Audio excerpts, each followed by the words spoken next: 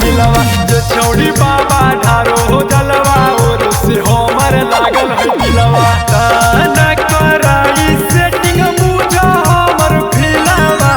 ताना कराई सेटिंग बुझा हमर फिलवा छौड़ी बाबा ढारो जलवा और से हमर लागल है दिलवा छौड़ी बाबा ढारो जलवा और से हमर लागल है दिलवा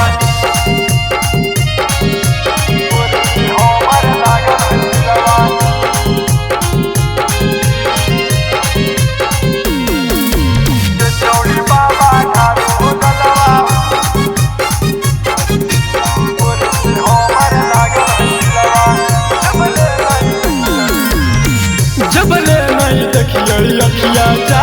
कोई तरस जी सीधे कर जे बाबा गेलयू बस जी जबले नहीं देखिए अखिया जा कोई तरस जी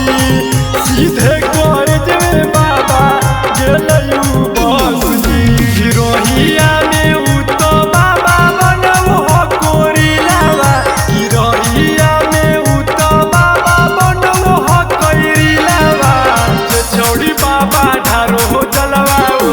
हमर लागल है दिलवा छौड़ी बाबा ढारो जलवा और से हमर लागल है दिलवा